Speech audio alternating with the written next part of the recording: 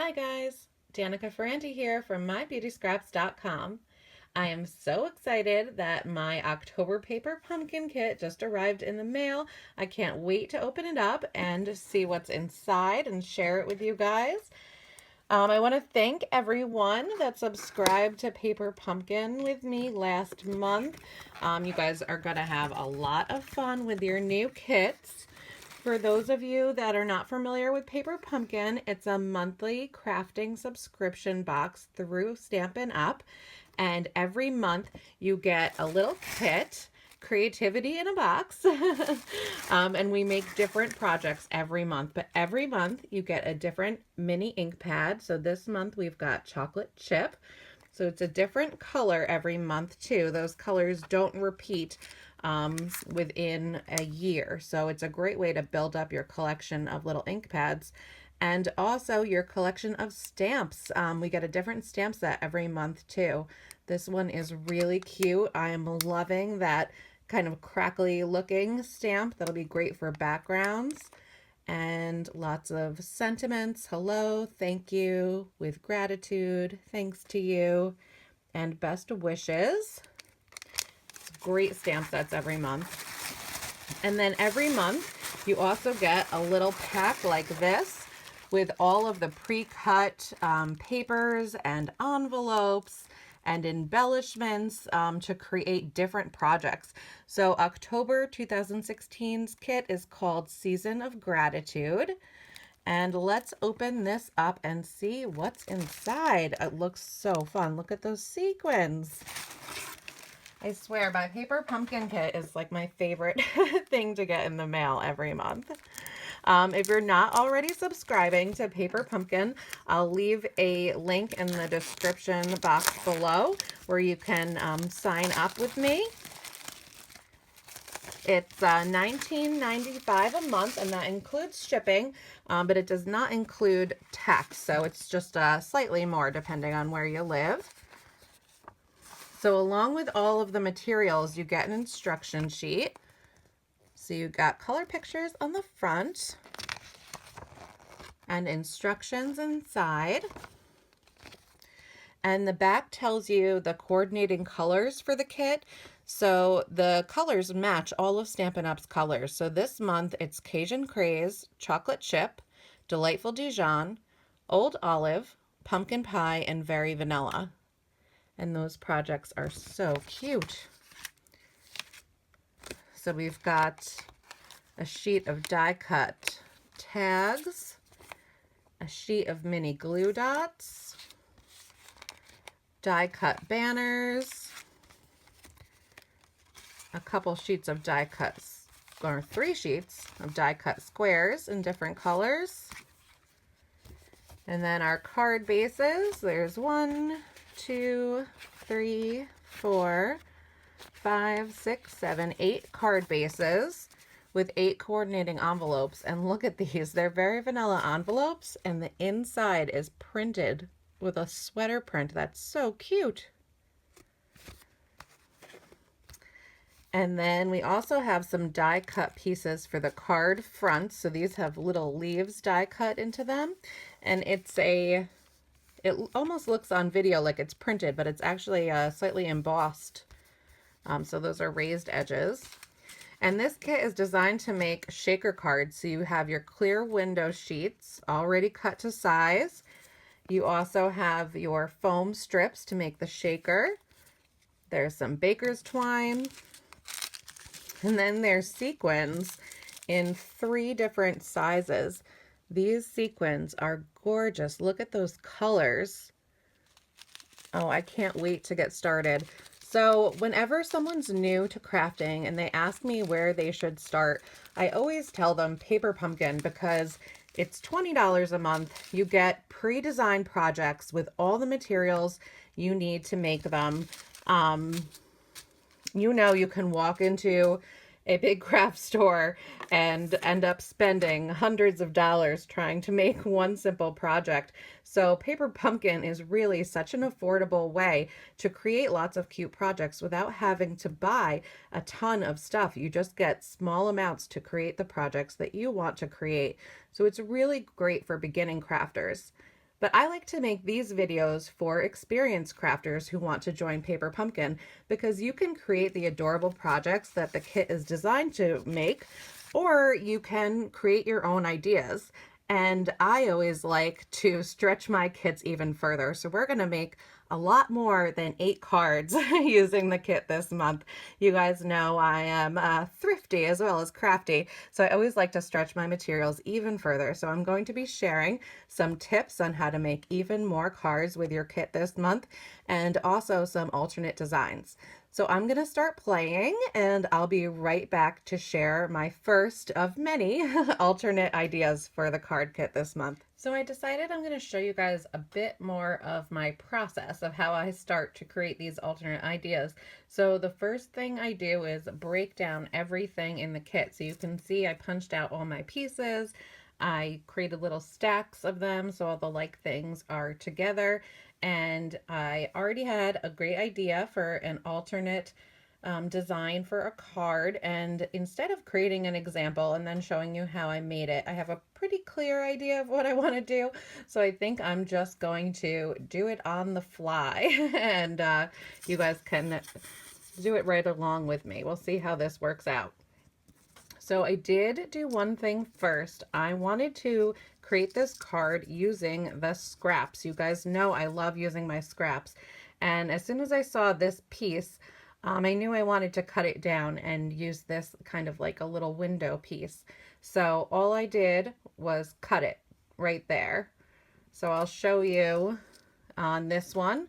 This is the same negative space. Let's move these out of the way so you can see a little better.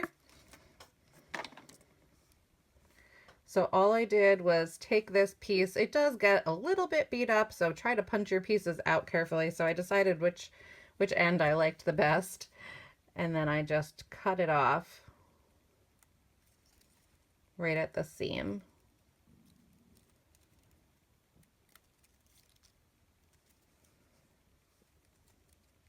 Now, like I said, I like to make these alternate ideas for the experienced crafters out there, because a lot of you already have lots of other craft supplies that you can use with your kits. So if you're a new crafter, you don't have a lot of stuff, Paper Pumpkin makes an awesome video of how to put together these cards as designed every month, and I always link that into my Paper Pumpkin playlist on my YouTube channel, so you can check that out there. I'll leave a link to that down below too, so you can find it easily. But the supplies that we're going to be bringing in to create this card are really just some cardstocks and inks. So a lot of you guys probably already have them. So I have a standard size, very vanilla card base. So the finished size is 4 1/4 by 5 1/2. I also already cut down a piece of chocolate chip cardstock. This measures 4 by 4.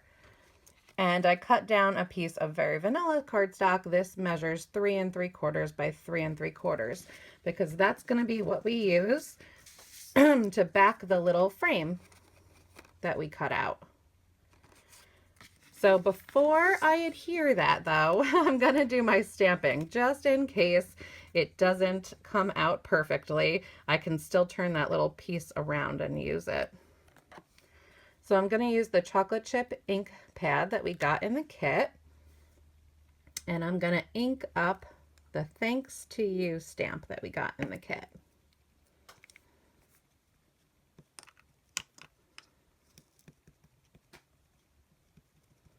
Now when these stamps are new, I always like to stamp it off on something first just to test out the image rather than putting it right on my project. The first image you stamp is never the greatest. It's always good to kind of prime your stamp a little bit.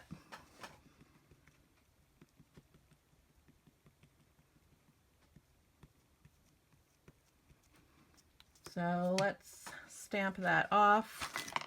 Oops, that's a little small. Onto this scrap piece.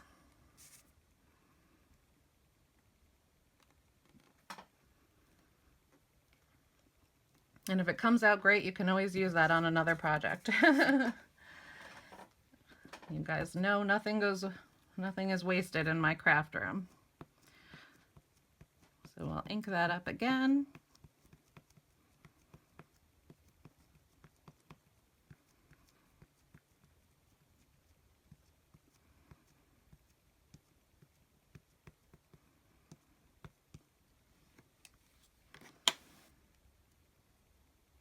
And we're just going to stamp that right in the bottom right-hand square. Let's make sure the top is lined up first too.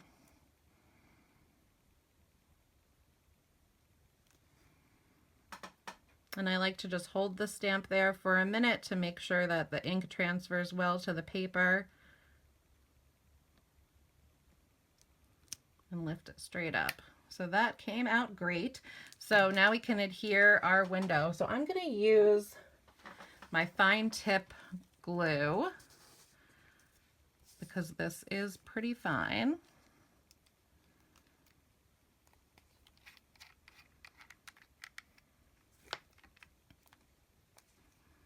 And I'm just going to go all around.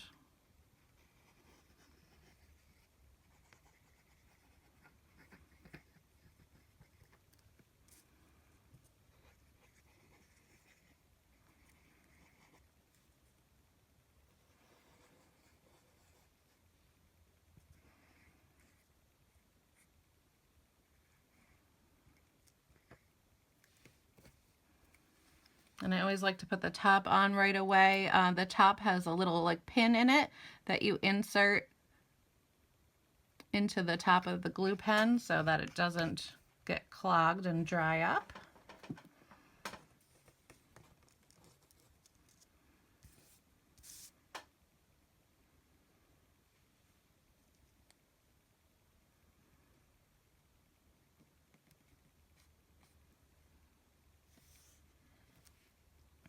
And we'll just line that right up on there.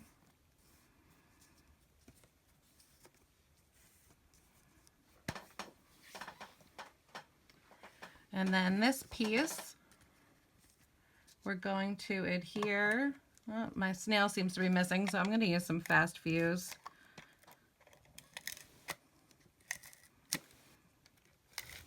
See, this is what happens when I design on the fly.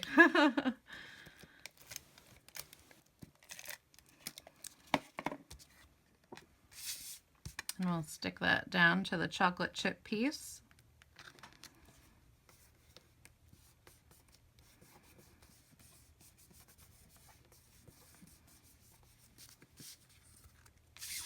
And then we can actually stick that right down to our card base now too.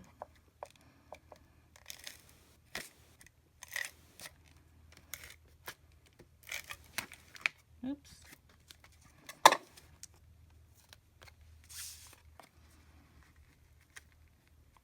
And I'm just going to put that down toward the top of the card base. So I kind of try to eyeball it so that I have an even border on the top and the two sides. Now here's the fun part. So after these pieces came in the kit, and this is to use to create the shaker cards as the kit was designed. So you can see those here. So after you punch out those leaves, you have those as just leftover scrap pieces. So I thought it would be fun to color them using the coordinating colors in the kit. So we have Delightful Dijon, Cajun Craze, and Pumpkin Pie ink pads. Let's get the card base out of the way.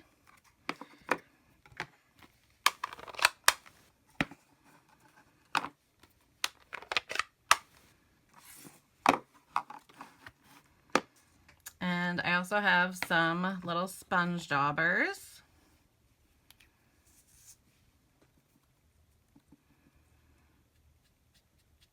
And we can color the leaves really easily using those. And then those fun little ridges are gonna really show up too.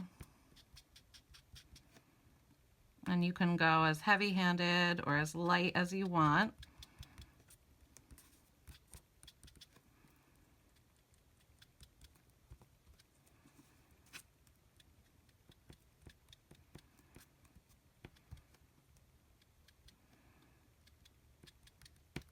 There's the Cajun Craze. And we'll do this one in Delightful Dijon.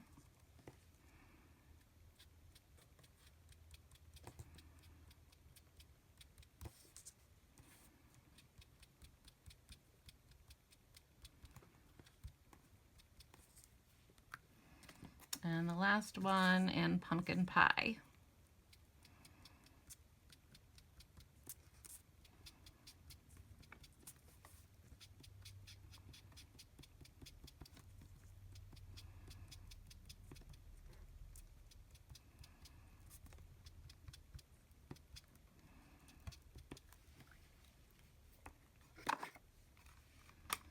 Now we'll close up the ink pads because I am notorious if I leave a ink pad open on my work table, I'm sure to just put my project down right in it.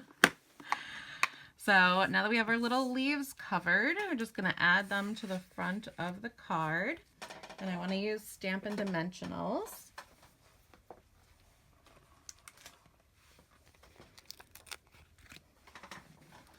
You guys know I use Stampin' Dimensionals on everything.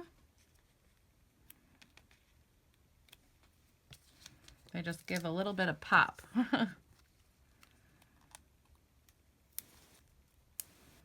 And I think I feel good about just putting one on each, even this big leaf.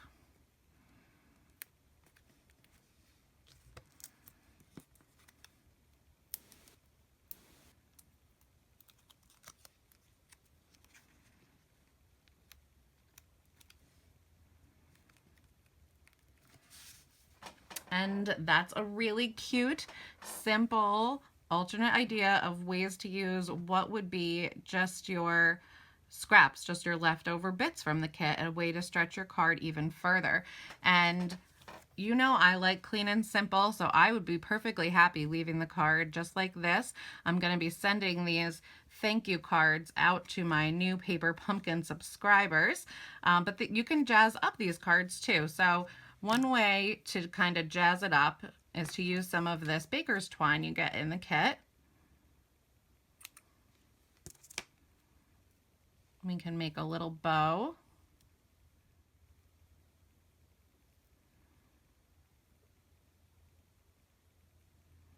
There we go.